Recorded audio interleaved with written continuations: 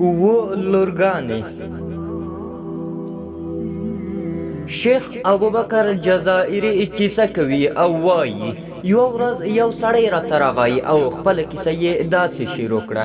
ویل یې واده مې وکړ، د یو کال په تېرېدو مې لور پیدا شوه. په دوهم ځل مې بیا لور پیدا شوه، ورپسې په دریم او څلورم ځل بیا الله تعالی لورګانې راکړې.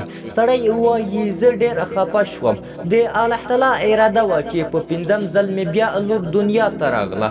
خفګان مې بې کچې زیات شو. له څه مودې وروسته الله تعالی شپږمه لور راکړه. سړي زیاته کړه او ویې ویل نور نو زما صبر پای ته ورسېد. ښځه مې تهدید کړه که دا وار دې لور راوړه پرېږدم دی، دغسې او هغسې به وکړم.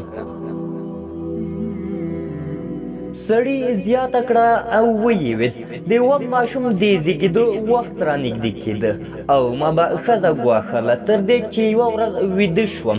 خوب مې ولید چې د قیامت ورځ ده. ملایکو جهنم ته په کشکولو روان کړی یم. د جهنم 7 دروازې دي، هرې دروازې ته مې چې بوځي هلته مې یوه لور ولاړه وي، لاسونه یې سره پراخ غځولي وي او جهنم ته زما د داخلېدو مخه نیسي. ملایکې مې له یوې دروازې بلې دروازې ته بیایي او همدا کیسه تکراریږي تر دې چې ملایکې له شپږمې دروازې وروسته د اوومې دروازې په لور روان کړی یم.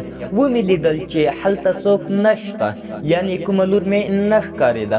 پوه شوم چې اوس مې د بچ کېدو کومه لاره نه ده پاتې او جهنم ته مې داخلېدل حتمي دي.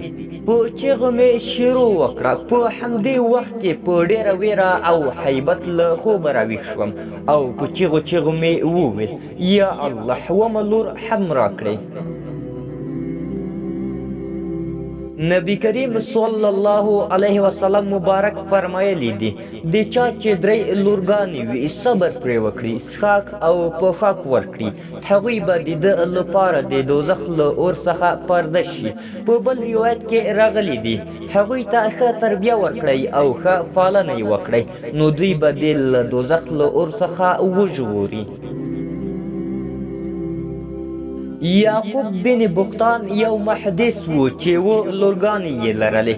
دی وایي هر کله به مې چې لور پیدا شوه نو امام احمد بن حنبل ته به ورغلم، هغه به راته مسکی شو او ویل به یې پیغمبران د لورګانو پلرونه دي.